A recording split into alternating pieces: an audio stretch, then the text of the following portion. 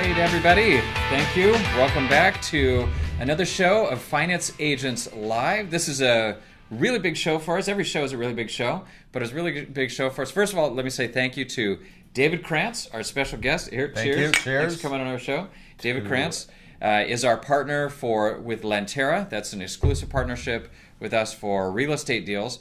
But before I get into that cool stuff, I just want to take a moment to appreciate our new studio.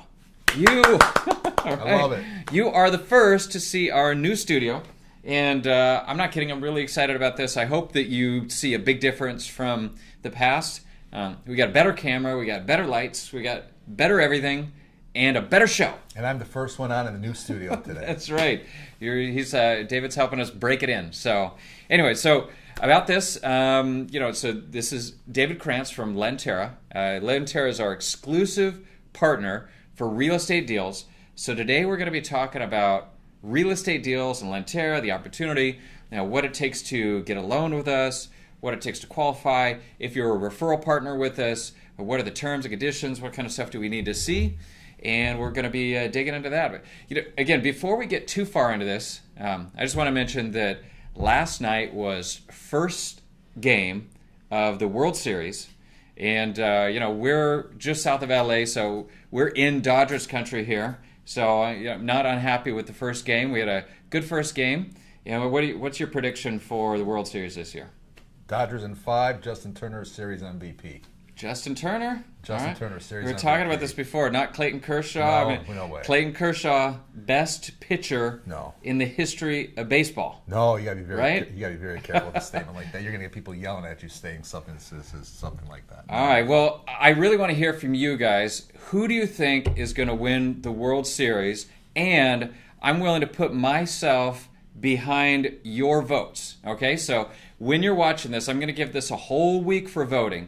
But when you're watching this, go to the discussion, not the live chat, but go to the discussion below and enter in who you think is going to win, if it's going to be the Dodgers or the Astros. And whatever team gets more votes, and it's probably going to be Dodgers because we all know the Dodgers are going to win, but whatever team gets more votes, next week on the next live stream where we're going to be talking about credit repair, another big partnership that we're launching, I will wear gear of the team that gets the most votes. All right? So by default, I think it's going to be Dodgers. I'm going to come Dodgers hat full. I'm going to become set up. But, and that's what I'm expecting to see votes for. But if I see more Astros votes than Dodgers, I will come in shame wearing Astros gear. So I leave it in your hands, the internet. I leave it in the hands of the internet. Let's see what they say out in Houston, Texas. That's right. Right. We got a lot of people down in Houston that watch our show. We got a couple member offices there. We got a lot of agents. I mean, Texas is a great state. Even the people from Dallas, Texas, are rooting for the Houston Astros right now. Maybe. All right. Well, let's see. Anyway, I'll get on to the show, but I'm really looking forward to the discussion notes below to see what we get here. And by the way, I have notes. Oh, see, Marcy Green calling out for Dodgers. Thank you, Marcy. Oh, we already got 2 votes. Just so you know, you guys are voting into the live chat. Make sure to put it into the discussion area, not the live chat. But we got 1 vote for Astros from Tom and 1 for Dodgers from Marcy. All right, this is going to be good. I look forward to seeing what happens. I might, if it's 50-50, I'm going to wear half Dodgers. We'll pay air. If we get 50-50, I promise this. We will paint his hat. We'll paint his face. No. Half Astros, half Dodgers. No, because then somebody... I promise. No, then the staff will intentionally go in and make it 50-50. We won't tell the staff. I don't know if we're going to keep it a secret. Anyway, all right. So back to the show. Get on with CRE. CRE stands for Commercial Real Estate. And it's a little simplistic to just call it commercial real estate. So how would you define CRE in the sense of what is it that you do? What kind of loans do you do? CRE encompasses really everything. It's real estate lending is what it comes down to. We call it commercial real estate because we do not lend to anybody that is a owner occupied in the home. Mm-hmm. So it could be a single family home. Doesn't mean that it has to be a big commercial industrial building. Like if you look at one of the slides that's up there now, you'll see that we've done single family homes. They just need to be non-owner occupied, and that qualifies them to be quote unquote commercial real estate. All right, so what's wrong with an owner-occupied property? Why wouldn't we be willing to do one of those loans? I'm sorry to interrupt you, but the laws are very prohibitive from lenders such as ourselves to do loans to owner-occupied occupants. Therefore, it has always been our firm's decision to stay away from owner-occupied properties.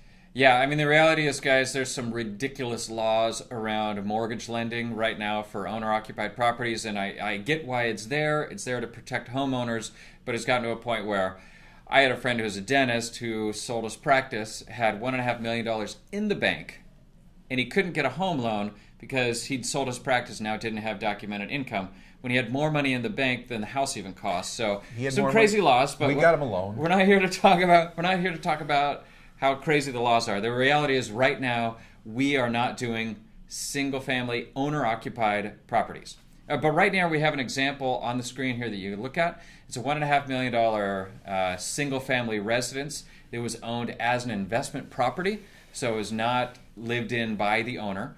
They came to us. They got it's not a $1.5 million. It's a $1.5 million loan. I believe the property was worth about $2.5. Yeah, $3.5 about $3 million, something like that. Got an interest-only loan, 12 months. Yeah, 3.5. It's right on there, free and clear. So the property's owned free and clear. They're able to get a loan. Generally, about 50 to 65% of the value of the property is available for a loan. That's what we're looking at. And on the bottom, if you're looking to get one of these loans, great. But if you're one of the 20,000 people that refer people to us for these types of loans, then you want to know what you get when you refer somebody in. If you're a standard agent with us, if you referred in this exact loan, it's a $7,500 commission. It's half of 1% of the total funding. And if you're a recruiter with us and you referred in the deal, then it's over $10,000. So it's 0.75% of funding, $11,250. So it's good money. How long did it take to close this loan? That loan took approximately 9 to 11 working days, which is probably pretty typical for most of our loans. What ties us up is we're waiting for other people.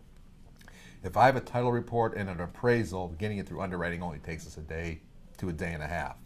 So we are always relying on other vendors. Even though we pay rush fees and expedited fees, we are dealing with properties that are sometimes in a rural setting, which will sometimes delay the appraisals to come in. But typically we're running, if you figure 15 full days, you're really on the safe side to get loans through here. Okay. All right. So what you could get from that is what we care about is the value of the property and that the appraisal supports the value of the property that you understand and that there's clear title, which means you don't have $1 million tax lien on this property, so we can actually give you a loan. And that's it, right? Now, if you go through the process, and we're going to go over the details later on, exactly everything we need, we'll ask for other stuff, we'll check credit, we'll check other stuff.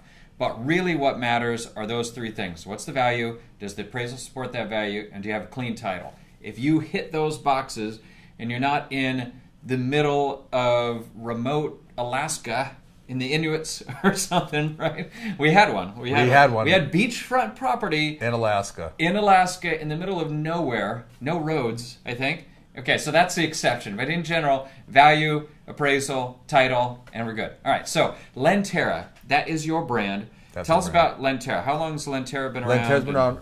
Lentera's been around just over a year now, and it's a company that came in to work with finance agents directly, to work with the member offices, and to take their deals and their real estate deals and to process them out and be the fulfillment portion for the finance agents brand.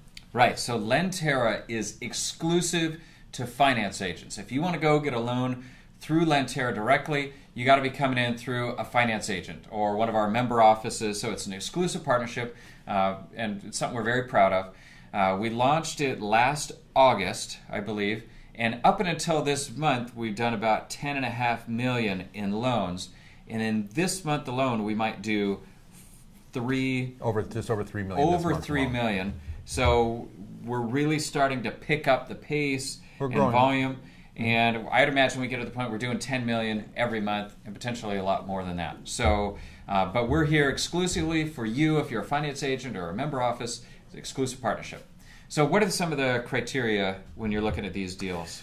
Well, really what I look at is I look at the property first. I look at the pictures of the property, and I look at the value of the property, and I look at the location of the property. Those are my main the main characteristics of us giving the loan is the property and the property value. And everything we base that around has to deal with the property. Once we are able to establish the true value of the property, is then we can determine how much of the loan to value we're going to make on that loan. Okay, great. And by the way, something new we're doing on this show is Darren, who is actually running the show, is going to be reading comments out loud into the microphone. I see some comments coming in right now. What are some of the questions you're seeing, Darren? All right. Well, we do have a comment here from Tom. He's considering or asking about what are the typical LTVs. I'm pretty sure we might get to that later, but just keep that in mind. Yeah, I mean, let's go ahead and go over it. So, loan to values is if you're new to the industry, you got the value of the property. Let's say the value is $1 million. Loan to value is how much of that is available for a loan.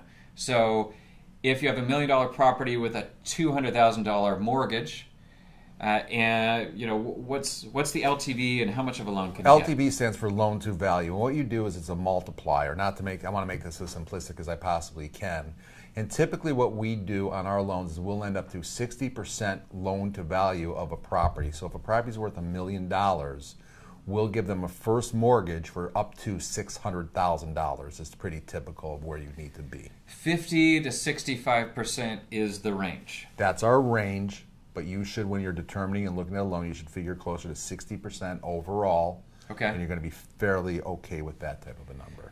Now, the people that I get the most pushback on that number from are the people that are in the fix and flip industry. Because, frankly, fix and flip is different. It's a whole industry in itself. And you got people coming in getting 90% loan to cost plus 90% of the actual rehab costs and other things. This isn't a fix and flip program. Well, let's be really frank with everybody here about fix and flip. Like you had mentioned, Tim, fix and flip has really become its own industry on itself. There's so many lenders out there and so much competition in it.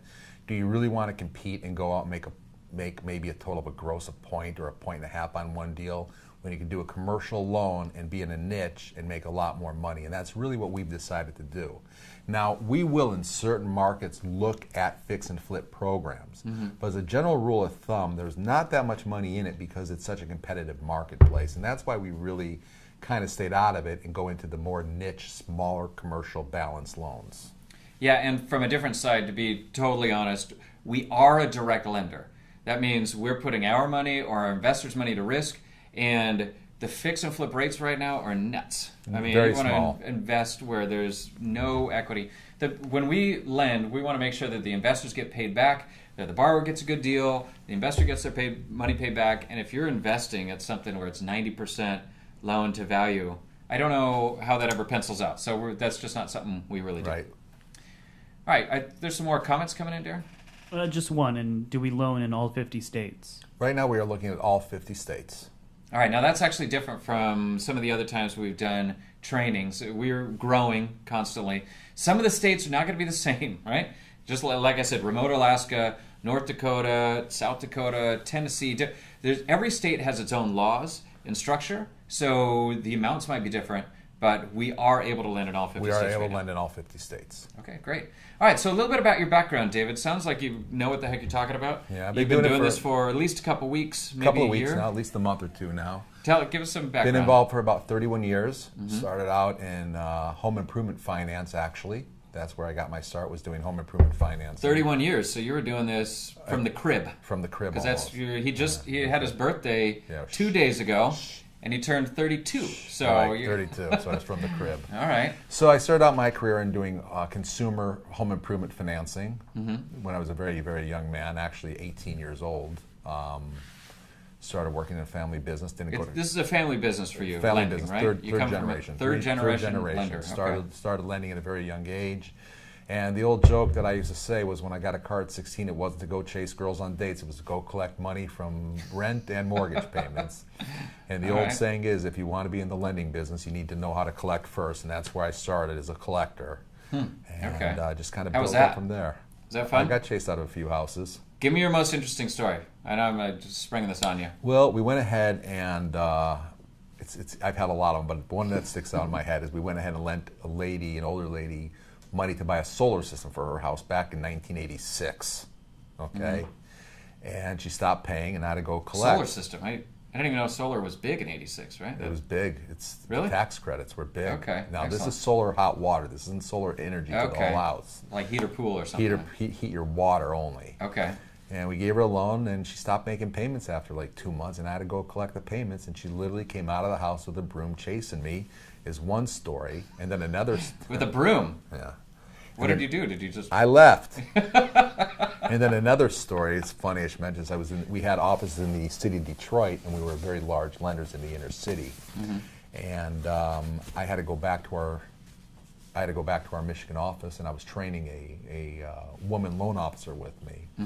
And I had to go in the inner city to collect, and it was Friday afternoon, about 4 o'clock, and it was again another older lady that apparently stopped making payments, didn't know she still owed money, and I had to go knock on her door. Well, before I know it, she came spewing out a lot of bad words to me, and before I know it, I was surrounded by our whole neighborhood.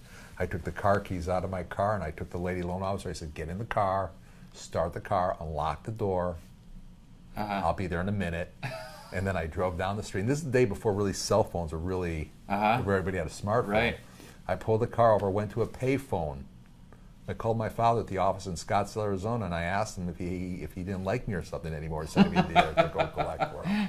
So those are two. But you survived at least. I survived it. So those are 2 collection stories, and I certainly have more than that. All right, good. Well, we'll leave it at that. Okay, so that's your background. So you've been in lending forever.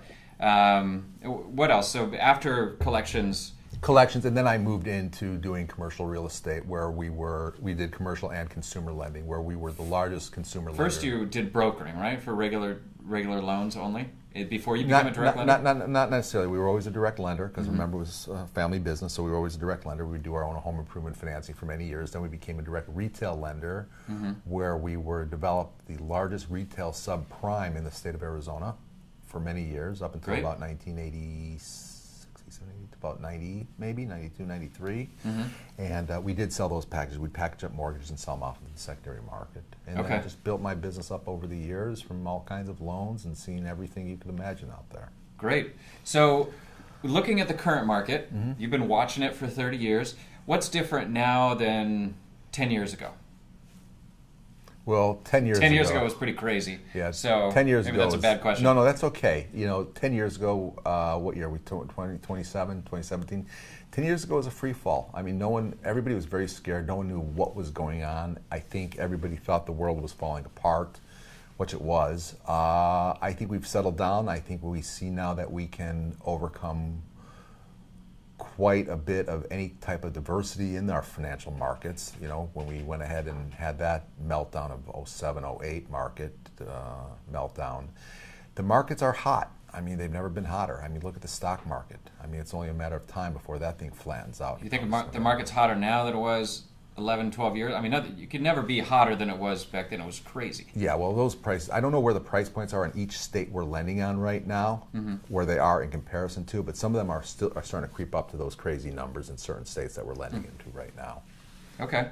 Now, Darren, definitely interrupt us with questions. I see questions coming on. We are live, so what are some of the comments that are coming in?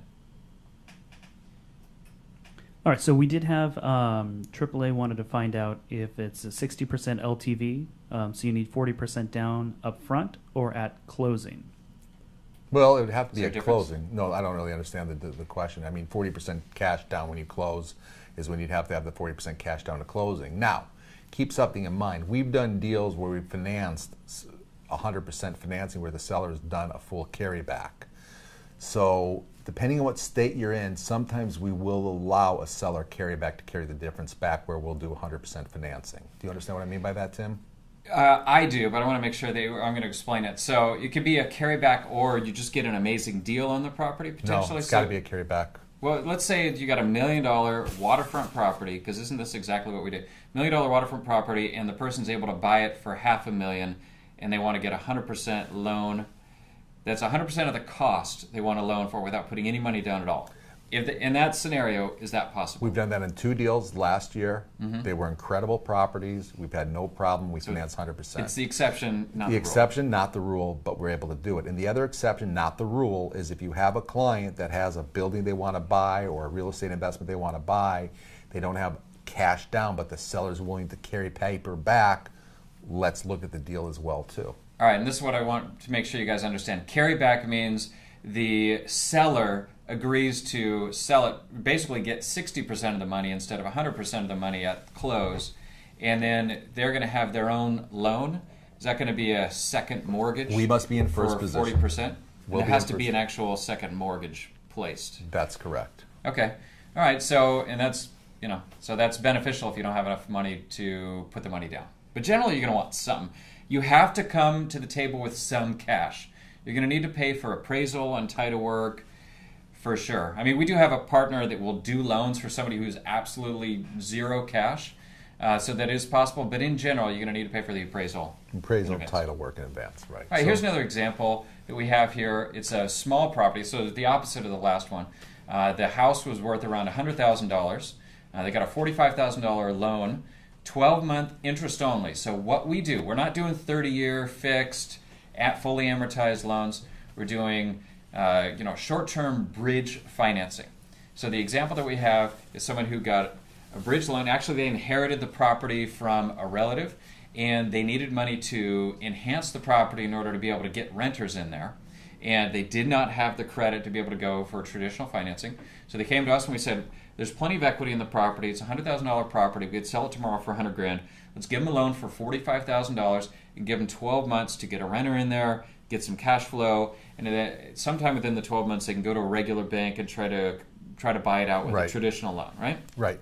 And that's most of our deals. We're doing 1 to 3 years, average about 18 months. I would say our average is actually 20-month average. 20-month average. And our average loan interest only. And our average loan amount's about $400,000.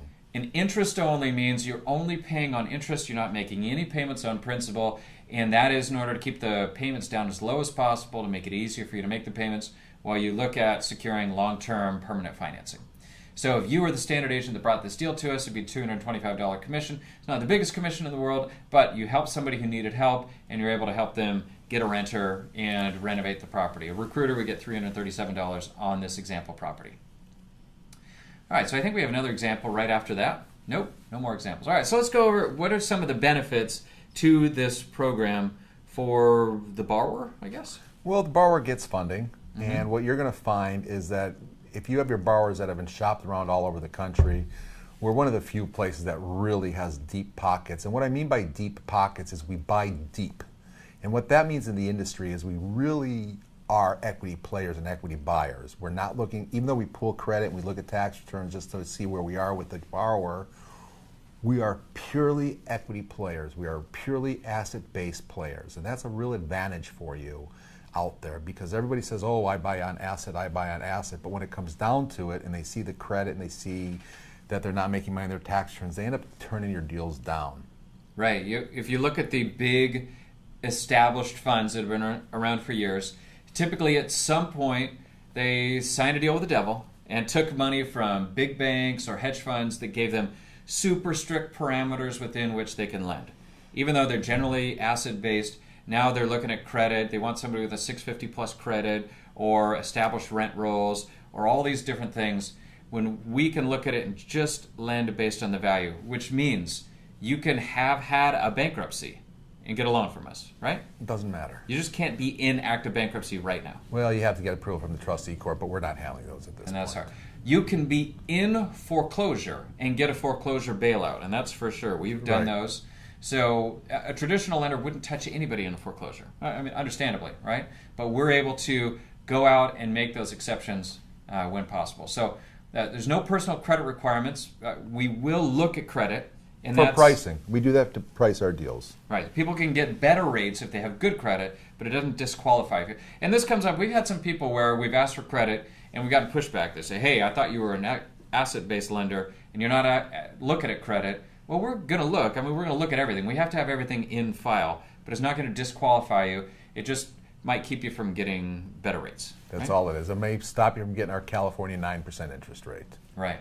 So bankruptcy okay, foreclosure bailout's okay, stated income is okay. Let's talk about that. We typically will ask for information on the lease if it's commercial property with lessors, yes. Right? Yes. And we will ask for tax returns. And again, the reason we ask for them, even though we say we're stated income, is it's really simple. We have a collection department, and we're going to rate these deals coming in. So if we have somebody that doesn't show any income with a 505 credit score, we know we're going to flag that account for our collection department. And it's just an internal way for us to know what our collection systems look like. It does not mean you're not getting your loan approved, that they're a 505 credit or that they've had title issues. Doesn't mean a thing to us. If the How about equities no are- credit? How about international? They don't have an established U.S. credit history. Well, we've done that before, as you know. We've done it. All right. We Okay. had a couple from Australia that owned a rental property in, I think, Ohio. Nobody would lend them the money because they were Yeah, you don't trust foreign Australians nationals. for- Yeah. I'm just kidding. No, they were foreign nationals, I believe. No, they weren't foreign nationals. They lived in Australia and had a property here. They Right. had an investment property here, and we were able to grant a loan to them. Okay, great. And there's no use of funds restrictions except for the one restriction: you can't be using it for the house that you're going to buy to live in. Beyond that, though, some of the stuff that I've seen come up is people are pulling cash out of a property and they want to use it for all sorts of stuff. Sometimes the investors don't like that, right? So there can be restrictions on use of funds, or Use of funds has, if it's an owner-occupied property and you're using the money for your business only, we will lend you money. If it's an owner-occupied business purpose loan only, we will lend you money if it's a straight business purpose. But 50% of what you take out, 51%, I'm sorry, of what you borrow from us must go into your business account. So, for example, if I make you a loan for $100,000, 51,000 of it must go into your business account. So you must be self-employed, have a business account, and that 51% or more of the funding must go for business purpose. Okay, great. All right, so here we have another example. It's a commercial. Now, look at this. Is this a commercial strip mall? Is it that entire building, or is it just a unit? It's the entire building. It's the entire building. So that's $400,000 in funding. What was that worth? I mean, This was a pretty big purchase for building. $700,000. It was a purchase for It was a $700,000. purchase. He had $300,000 down. He came to us. He had less than a week to close this deal because he did not have an appraisal. He only had what they call a BPO, which stands for a broker's price opinion. Mm-hmm.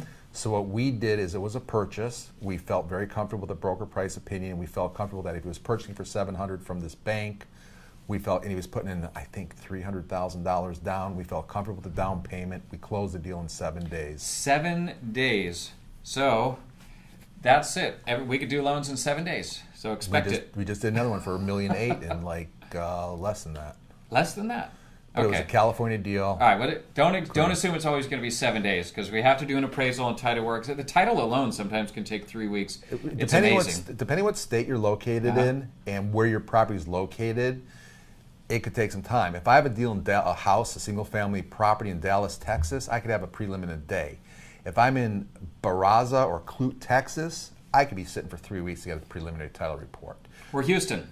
All right, it might have been flooded recently, so there are exceptions that can make it take a little bit longer. But come to us with a good location, with an established appraisal, and funding can happen very quickly. Especially, that's one of the reasons we put together our own money, so we're not reliant on other people telling us that it needs to take longer. We have our own funds ready to lend now, and can fund in the right opportunities. Right. All right, so if you brought us this opportunity, there would be a $2,000 commission as a standard agent, which most of you are, or if you're a recruiter, it could be $3,000 commission. So it's a good commission. The person got the funds they needed, and they were able to buy the location. All right, so what are the things we need in order to review somebody for a loan? I know we already kind of went over this. What we said is just title and appraisal, but there's some more things we may be asking for. Sure, what are obviously. those things? Well, we need an application filled out with pictures of the property. Pictures are super important, right? I have to have them. And nowadays, it's so easy. Just with their smartphone, let them take pictures and send the pictures in. Get as many pictures of the property as you can because we can make the deal, we can tell you whether or not we're interested or not based on pictures. So we need, an application and pictures of the property. Can you go back to that other slide for me real quick? Thanks. If the property is an apartment complex or a office building or any type of property that's producing any income, we need the leases in there. And if it's a purchase mortgage, we need what's called the PSA or purchase sale agreement. Okay, great. I see somebody coming on here knows you personally. Fanny Luster, is that right? Hi, Fanny. Nice to All see right. you. You see me. Thanks for coming on the show. All right. What's next? What do we got?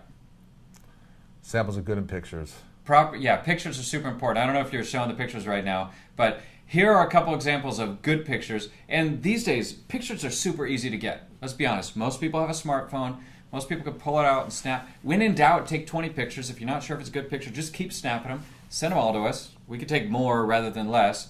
And if you have aerial plots, that could be good. So here's some good pictures. On the other side of it, this is what not to do, right? If you're inside and you got very limited views or something that can't give us a real picture of what we're looking at, we love to see our customers, but a picture of our customer doesn't help us know if we can get you a loan. So try to, go back. What else is bad about these pictures? Just we need a full There's picture. nothing good about these pictures. It doesn't tell me anything. It doesn't give a good, clear shot of the outside of the building, and the inside of the building just looks real sloppy. We get a lot like this. We get some crazy stuff. You guys got to remember something. What we're trying to do is, if you have a deal for a couple $100,000, $400,000, $500,000, whatever it is, remember something. We're all trying to make the deal. So remember, if you go to sell your car, you're going to wash the car through the car wash first and clean it up before your potential buyer comes. Same thing here with the pictures. Pictures tell 1,000 words. This is your first opportunity to sell a deal to us. So make sure these properties or these pictures are really good. So when we're looking at them, we can move this through the system and give you a real quick answer. Okay, great. All right, so what are some of the requirements and restrictions for the program? Well, What's the FICO requirement? we don't have a FICO requirement. No FICO. You can have absolutely no FICO at all. You can be from Australia even. You can be from even Australia. Australians. Even Australians get loans from us over here. All right, sweet. Time in business is not a relevant factor for us. You don't need to be in business at all. We can make a loan to you to go in business if you wanted. Okay. You have no annual gross revenue requirements. You can have a bankruptcy as long as it's discharged. You can have judgments and liens as long as they're in payment. Sometimes the loan, when you distribute it, will actually pay off some of the liens. That's right. Right? Yes. If they're on the property. If they're on the property specifically. They have to be paid off if they're on the property. You can have a credit partner, but there's really no such No thing. necessity- You no don't need necessity one. to it. So it's really a pointless question. This is secured lending in the sense that it is secured by the property 100% of the time. That is the thing that we care about. Doesn't matter what industry. You could be in the marijuana industry. You can be in the adult industry. All the stuff that would disqualify you from a bank, we don't care as long as, right? I mean, is there anything? No, that's it. Okay. All right. No militias with No full what? of guns. I No don't know. militias. There's got to be something. There's things that we don't do, but pretty much there's no blanket industry restrictions. Funding amount 100,000 to 5 million, really up to 10 million. But once you get in the bigger ones, we're probably going to want to syndicate, bring in partners. Right, we it's going syndicate to take a those little up. bit longer, but we could definitely look at the deals. Restrictions, just nothing owner occupied. That's it. We could do land on a case by case basis and construction loans. So so we're doing equity loans. The things that are different from that would be raw land, fix and flip, and construction. Those are all separate industries where we can look at them, but that's not our main thing. Yeah. So we're happy to look at them, but And I will tell you, let's add Florida to that list of construction loans as well too. So Arizona, California, and Florida will look at construction loans for you in those 3 states, and we can be competitive for you in those 3 states. okay. And that's why we've selected those 3 states to be competitive. Other than that, I can't promise you that we can do really anything competitive for you Yeah, in we those got states. a question. So, what are the interest rates on these loans? Well- Typically. Okay, typically, we just did a deal in California at 9.5%, but that's because it was a California deal and it was up in a beautiful area up in the LA County, and it was a 50% loan to value, and the market drove the rate down. Our rates in the state of California and Florida are going to start at 9%. Anywhere else across the country, they're going to start around 11.95 and go up from there depending on what their credit score is. So what's the max range? You're looking at 9 to 19 or 9 to 15, 9 to 16? The smaller the deal and the worse the credit, the higher the rate. The smaller the deal, the worse the credit, the higher the rate. Okay, yeah, that makes sense. Just like regular lending, and you might be used to traditional. Say, I'm going to go to the bank and get a 4.5% interest loan. That is 100% different than what we're doing with private investors. The rate's got to be higher to cover the risk because we're doing deals that the banks will not do. Right. So it's a direct correlation. All right, so let's go through the funding process. We're going to try to go a little quick here just because we're going a little bit long. But first of all, funding process. First thing is we need to see your deal. If you're a finance agent with us, then go out and market. Use your links. There's a number of different ways you can get an opportunity to us. And you want to market for property owners, non-owner occupied. Don't market to people trying to buy their first house to live in. Right? Just avoid that one. There's 4 ways to create a lead. Either log into our agent portal and go to the input lead page and put in the information, and you're done. Or you send out your marketing link, which is right on your dashboard. That you send your link to somebody else, they fill out the form, it comes into us, you're done. Or email information if you have an app, or property pictures, or more details. Make sure to send it from the email that you used to create your agent account. Send it to lead at 24-hour approvals or CRE at 24-hour approvals if you have an attachment. If there's no attachment, it'll get rejected. So if you don't have an attachment, you just have a name, send it to lead. And then, we got another question.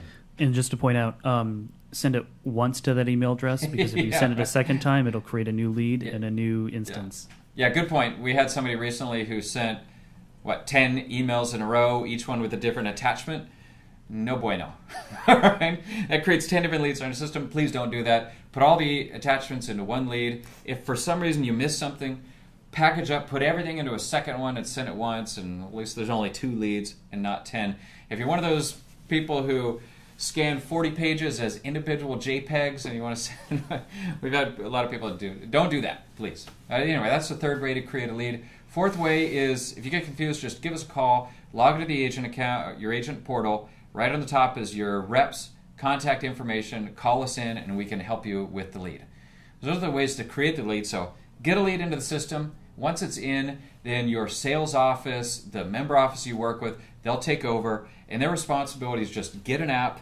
If you didn't already give it to them, get an app with pictures, make sure the client is really interested in a loan, and they'll get that into the system. And at that point, David and David's team at Lentera will take over.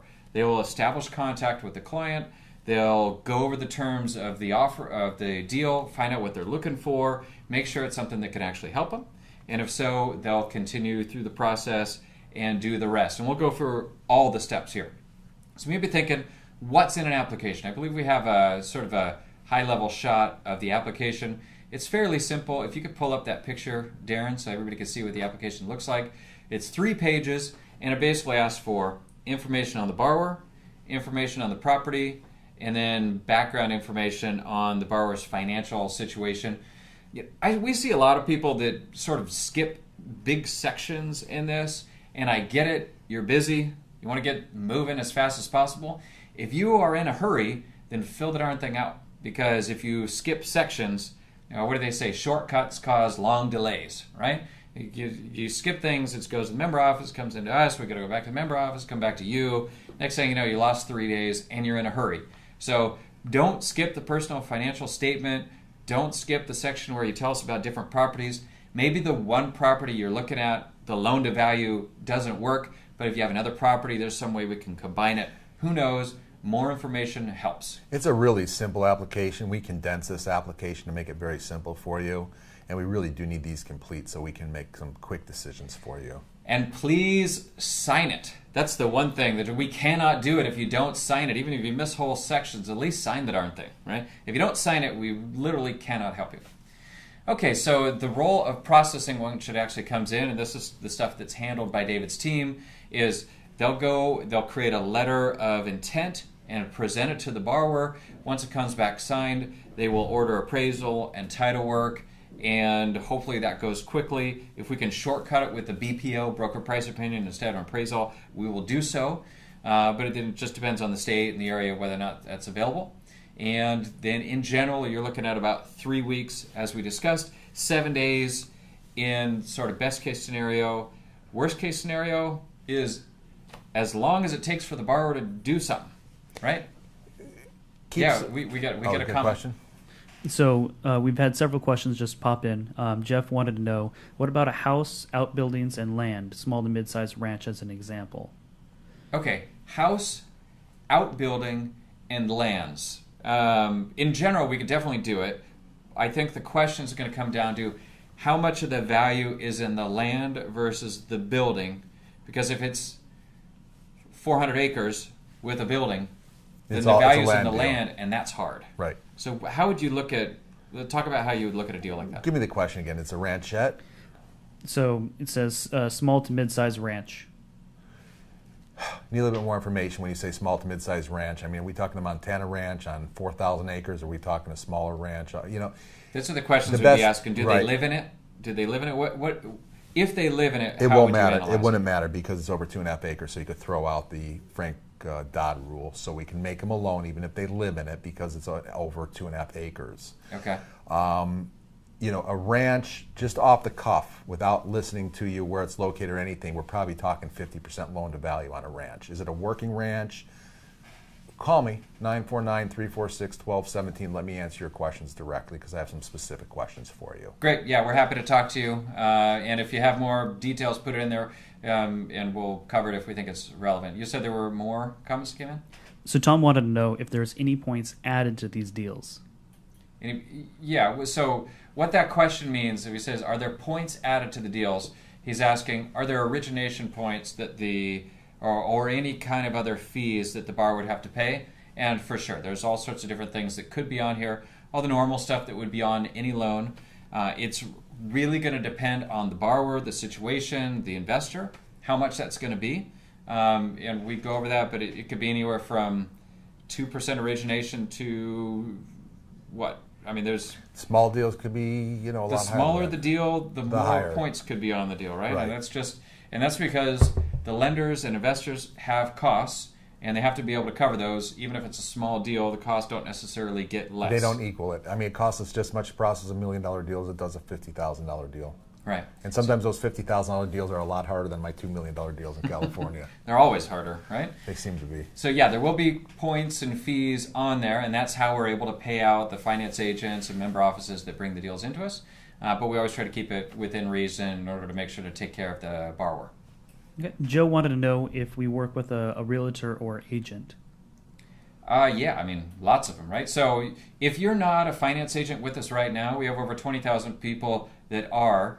But if you're not, you just go register financeagents.com, sign up as a finance agent, and then you can refer people to us. You'll get assigned a direct rep, and you can call and talk to your direct rep about your individual deals. We have lots of real estate agents that are signed up as finance agents. You don't have to go through licensing to be a finance agent. It just means you refer prospects to us, and we handle the funding internally. That's why there's no licensing requirements. So it's wide open. We can work with anybody. If you're allowed to work with us, we're allowed to work with you. Okay. And final question was, what if this is a project for myself? Does this apply to me? Yeah, no problem. Sure. We made loans directly to finance agents.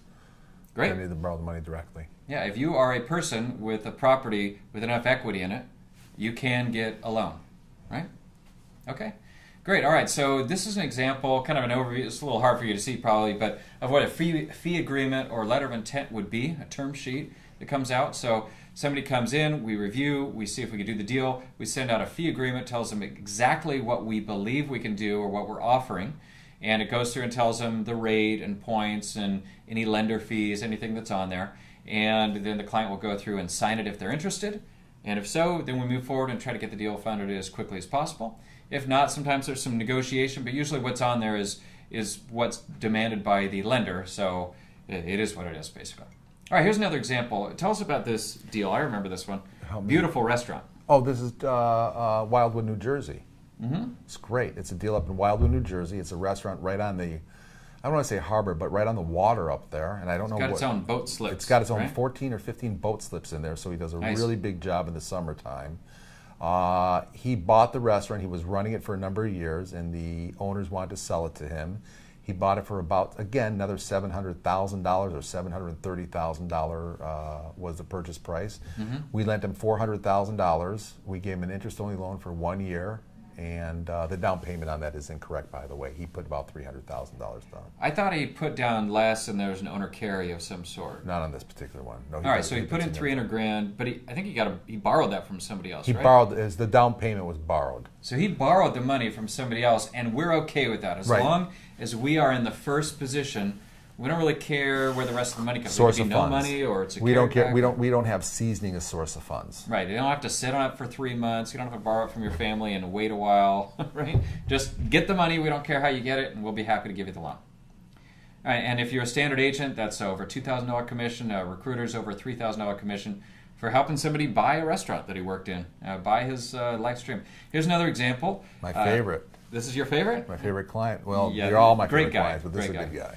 All right, so tell us about this property. Our client is in the mental health business, and he needed some money to buy another facility. And what he did is he went ahead and he has an office condo in North Carolina, and he put up his office condo in North Carolina. And what we did for him, which was an unusual case, again, this is what's the exception, not the rule. We did a 30-year deal for the guy. We did a 3-year adjustable loan, and then we converted to a 30 years, 27 years will be converted to a fixed rate. Okay, so that is the opposite of what I see in normal. My understanding of normal mortgage lending is you get a fixed rate for, say, 5 years, and then it adjusts. becomes adjustable. You're saying it starts adjustable and then converts to a fixed. fixed. Right. That is weird. Yeah, but Right? it becomes fixed at that rate in 3 years, so it's So okay. whatever rate it's at after it adjusts for 3 years, then that's what it sticks at. Right. And how does it adjust? What determines the adjustment? I don't remember this exactly. all right, It's well. usually like the Wall Street Prime Journal adjustment, Okay. or one of the bank rates. Oh, it's probably not going to be like this, but the property's worth $1 million free and clear. You got about a 61% loan to value on there. Loan-to-value. If you were a standard agent that referred this person to us, that's over $3,000 commission. A recruiter, over $4,500 commission for helping somebody save his business who got hit with some regulatory things. This guy, and then he was using the money to buy a new one too. Right. Yeah. Okay, we got some more questions. So Veronica wanted to know, can you fund 2 properties for the same person? Also, can you fund under a business name? Yes, and we prefer to. The answer to your first question is yes. We can fund under multiple properties, and we prefer to fund to a business anyway. So the answer to your question, Veronica, is yes on both of those. So one person or entity could come to us and get 20 loans in a row, or and that's definite.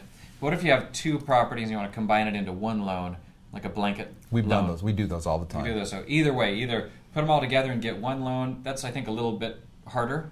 Is that harder? Not No? for us. Doesn't matter. Not for us. Not for David. Us. Not for us. Everything's easy for David. Not for us over there. All right, so multiple properties, no problem. Business, awesome. Good. Is that it? All right, good. All right, so we're going to go into some terminology now. I like to go through this section really fast because otherwise you might just fall asleep. If you're not asleep already, terminology, let's knock through this. What do you mean not asleep already? Let's do lightning round. Let's lightning go. round on terminology. You take the first one. Go, appraisal. Everyone knows what appraisal is. It's just a written professional opinion from a licensed professional. Okay, broker price opinion, not a licensed professional, right? He's a real estate agent or a real estate broker, so he is licensed. So he's not a licensed appraiser, but he's He's in the industry. He's in the industry. And so appraisal takes longer, costs a little bit more money, but it tends to be more accurate. Broker price opinion is someone's opinion by definition. Yeah. And more times we need appraisal, but Right. broker price. All right, ARV, what is that? Just after repair value. You buy something that's worth $50,000, it's going to be worth $100,000 after you repair it. Therefore, it stands for after repair value, or ARV. Is that something that do you lend on the after repair value? Sometimes. That's big in the fix and flip market. Big in the fix and flip market, not real big in our market. Okay. Balloon payment. What's a balloon payment?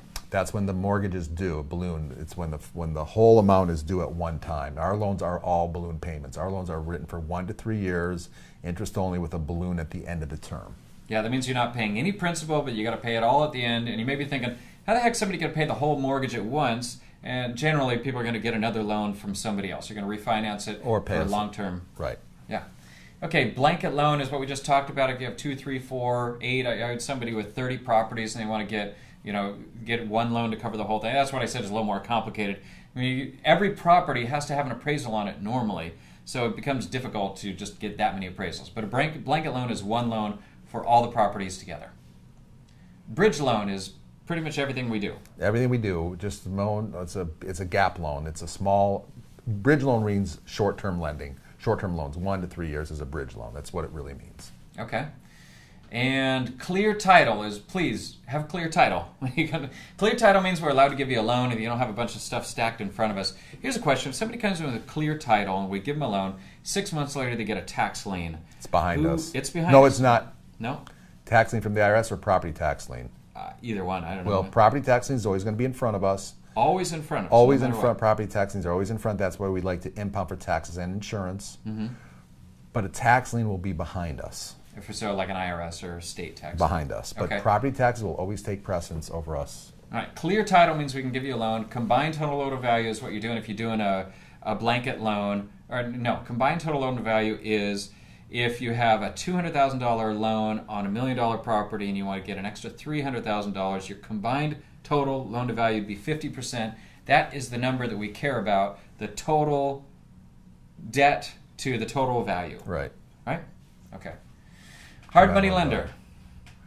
So it's a terminology that I don't really like, but it's terminology that's used for people that are private lenders that use their own money to fund deals. These are people that make loans without using a bank, or these are people that it's us, basically, It's right? really us. Private money lenders. Private money lenders. Is It's what it us. is. It's who we are. We're hard money lenders. All right. Interest only means you're only paying interest payments. You're not paying anything on the principal. Seasoning. We don't really. Okay, we don't care about seasoning, and we do care about seasoning. We don't need seasoning on funds, but if you just bought a house for $50,000 today and you tell me it's worth $1 million tomorrow and you want to borrow $500,000 on it, it's not going to work because we need seasoning for a property. Before we can use the value of a home, we need them, or a value of a property, they need to own it for at least 1 year. So before I use the value, let me explain that to you. You can go buy a property for $1 million and that's the value.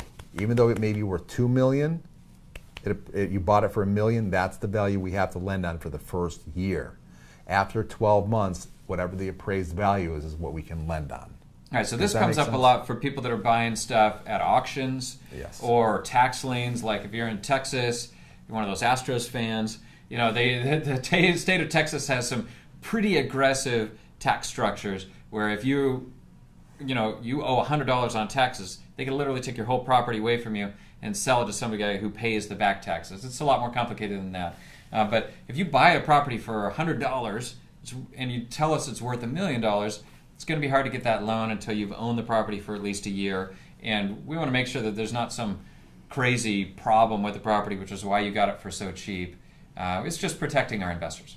All right, subordination. We don't do it, right? What is subordination? Well, subordination is, let me give you an example. Subordination is where maybe there's a lien on a property for Wells Fargo has a home equity loan with John Smith. We're trying to get a loan on it or a credit line. We'll ask them to subordinate behind us to go into that Subordination means if in the case of default, who gets paid first? First position gets paid first. Second gets paid second. We only do first position. If there is other debt, we will either pay it off or it can subordinate.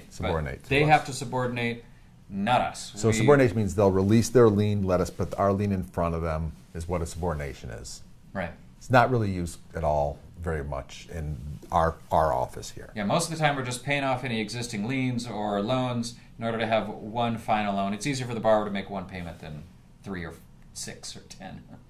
All right, here's, I think, maybe one of the last examples we got is another owner-occupied, or not owner-occupied, sorry. Well, actually, that's incorrect. This is an owner-occupied business purpose loan. Remember what I want to be very clear on. You can be an owner-occupied home and I'll make you a loan if you're using the money for business purposes. This lady was using all the money she got for business purposes. We did a loan for $1.2 million for her. She owned a pharmacy? Pharmacy. This was our pharmacist. She owned a pharmacy up near San Francisco area, actually in downtown San Francisco. She lived just outside San Francisco. The house was worth $2 million. It doesn't look like a $2 million house. I know you're looking at it from all over the East Coast, wherever you're out looking at it, but it is. It's California, right there. It is California. You got a garage worth $2 million out here. It's just crazy out here. So you got a $1.2 million loan. She used the whole thing for her business. She had some debt to pay off. She had a first to pay off, and the rest was going back into business. She got in some real bad business She loans. got the right. She got those business loans. Right. I'm not calling anybody out, but if you get, there's some lenders out there doing super aggressive loans, business loans, collateralized by real estate that can be really expensive. If you have one of those, come to us. We'll pay it off. And help your borrower in a big way. With a much better loan. We had a client that was paying, actually one of the clients we listed here was paying $56,000 a month in loan servicing. Once he got our loan, his payment dropped to $5,300 a month. One payment instead of 21 payments a month. If you're in that situation, please call us right away. We want to help you. That's a horrible situation. We can get you out of it. All right. I think that should be about it. All right. Costs and commissions. We had some people asking about this. What are the costs to the borrower? And pricing varies. It's across the board based on the situation, the credit, and really that's it. What kind of liens are on there. We try to make it something that the borrower can afford. At the same point, the worse the situation is, the more we have to entice the investors to be able to take on that risk. And it's just a straight correlation between risk and the risk appetite of the investors. And the smaller the loan, the more expensive it becomes, obviously. Right. But again, You will be very hard pressed to find anybody in the United States of America, and I will say this on camera in front of everybody, to buy as deep as we buy. Right. All right. We do deals other people don't. We're here to help you out if you need help and no one else will lend to you. So, and if you're referring deals to us as a standard agent, you get 0.5% of funding, and a recruiter you get 0.75% of funding. So in these examples, $1 million loan would be a $5,000 or $7,500 commission. So we pay out good commissions for people that refer people to us. All right. So, we got another question, and we're in the question section. So how appropriate. All right, so we actually had 2 questions come in. One from Scott, and this is something I think we covered earlier, but will you lend to licensed marijuana businesses? Yes. Definitely. We've done 2 that I know of off the top of my head. We'll lend to unlicensed marijuana businesses. Yeah, that's true. You don't have to be licensed. What if, there's some states down there where marijuana is not legal yet? What if it's a grow operation, so effectively it's illegal? We don't really care. Okay. As long as we have the real estate to collateralize it. All right. Okay. And the second one was from Veronica again. Do you loan to nonprofit or not-for-profit businesses? We have. That's a good question because there is a distinction there, right? We can lend to nonprofits, but if you come to us with a church with a steeple on it or something, that's called a single-purpose building, and that makes it harder, frankly, right? If you have a single-purpose building, whatever it is, that can make it harder. I think something that came up is we had a mortuary graveyard that came in 4 times. It came in from all these different offices, and I'm sorry, that made it super tough because nobody's going to... Look, we have investors that are looking at a property, that are analyzing their risk, and their risk is, if somebody defaults and I have to take this property over, can I sell it?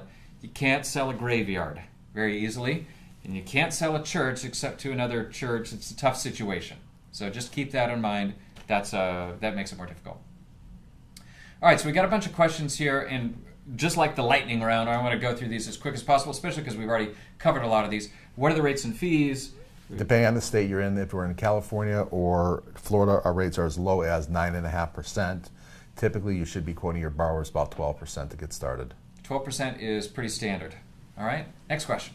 How long does it take to fund? And that's anywhere from 7 to 21 days, with the exception of somebody dragging their feet or an appraisal taking forever. I got one example. I just want to call. I'm not going to say the guy's name, but we had somebody come through a year and a half ago and applied for a loan, and not lying, 250 inquiries on his credit report. He's obviously gone everywhere in the world, and by some magic, we got him approved, and then he just fell off the face of the earth. Well, wait. It's better 4 than months that. later, he comes back.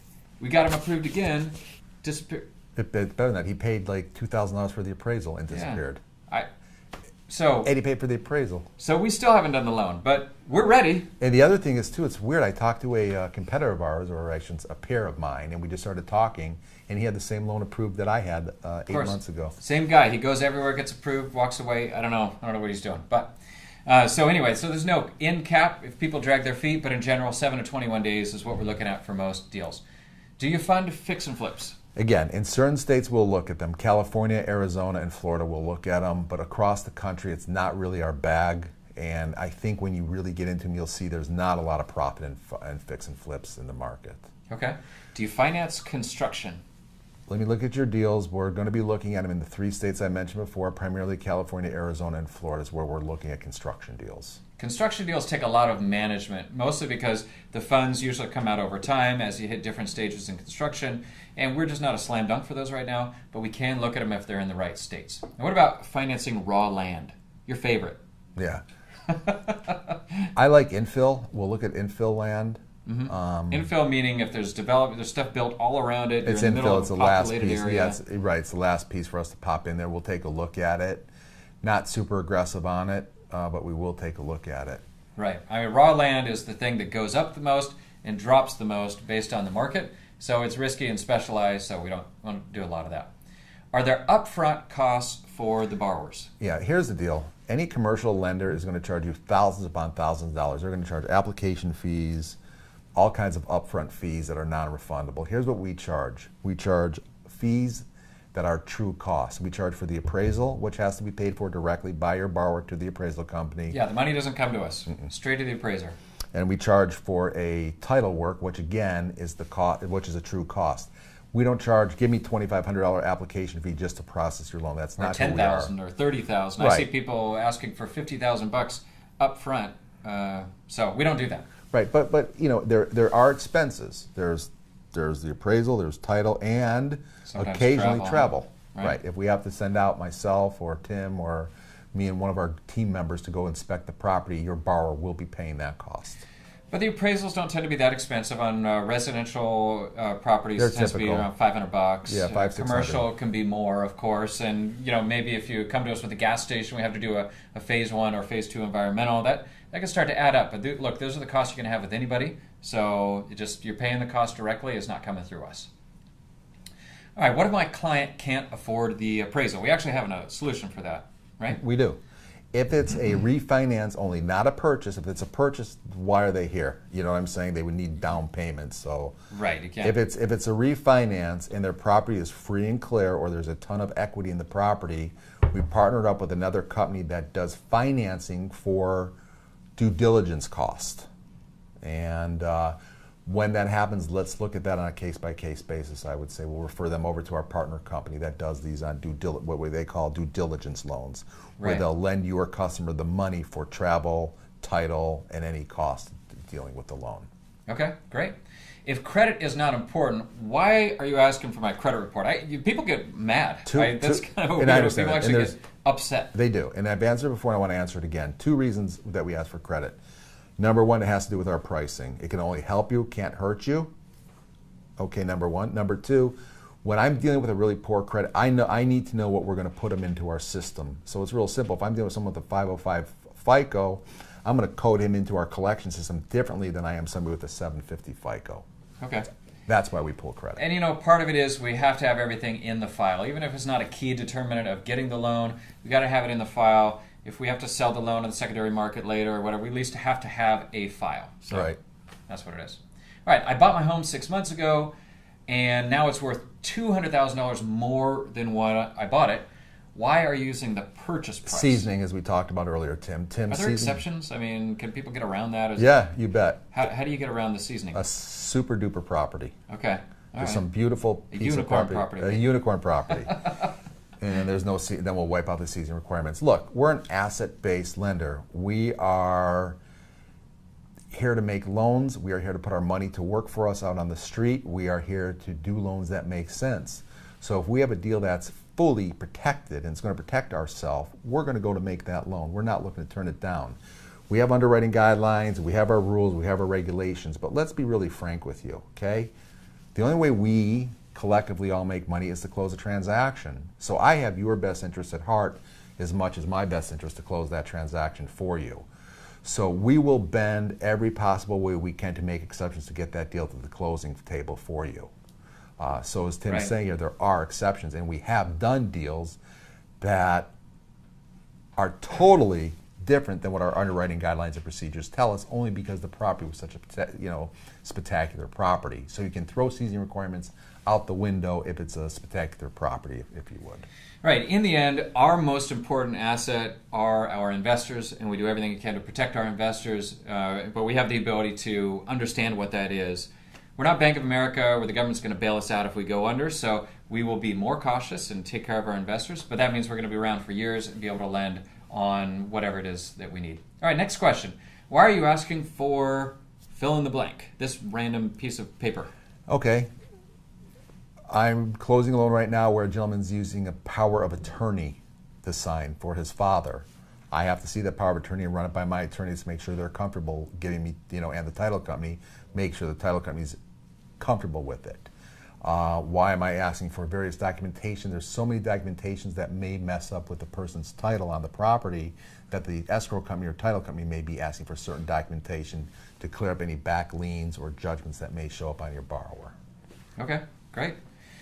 All right, and why is the LTV only 50% or whatever, less than somebody wants? I mean, people often want more than they can get. We're a private money lender, and we're pretty much in the space and competitive. We're as competitive as really anybody out there when it comes to our loan to values. And what we must do is we must protect our investors with the loan to value. That's why our LTV's between the 55 to 65% loan to value. Okay. Can he finance a purchase for a pot farm? We already went over this, so definitely. No problem. No problem with those industries. We got a question. All right, so we have a few, and these are actually really good questions here. Better than the bad ones before. Is the loan to value still 65% for all properties? No, it drops on commercial. Bigger commercial properties will drop our LTVs a little bit. But again, I got to see the pictures and I got to see the situation. Generally, you're in the 50 to 65% range. Okay, and what do we do with loans for over $10 million? We syndicate them out if we're very interested in them. And if they're over $10 million, they have to be perfect. Those Right. deals over $10 million, they must be really good. We have a different set of underwriting guidelines for when we're dealing with over $10 million. So if you have a $10 million plus deal, just call me directly on it. We can go over it and I can lay it out for you in about 5 minutes and tell you whether or not we can put it together for you. I had a lady call me the other day looking to buy a $10 million building with bad credit, no experience, and no money. So, can't do that. Always blows me away when I get those. Right. And for the appraiser, do we choose the appraiser or can the borrower pick the appraiser? We have licensed, approved appraisers that are on our list. We use national appraisal firms that are located in all 50 states. One of the firms we use is a company called Appraisal Nation. We call them, order it, and they sub it out to a local appraisal in your area. So to answer your question, the answer is no. We have to order the appraisal in our name. We have made exceptions, We have made exceptions. especially in really remote areas where it's going to take too long. But in general, we need to use our own appraiser. All right, well, that's it. Let's go ahead and wrap it up. So thank you, everybody, for coming on. I hope you enjoyed our show. I hope you enjoyed Well, our new thank you for studio. having me here. I like it. Basically sitting in our living room now, right? Yeah, I like it. David, I appreciate you coming on and lending us your 31 years of experience. And with that, we'll go ahead and wrap it up. Thank you, everybody, for everything you do. We look forward to doing a lot more deals together. Thank you.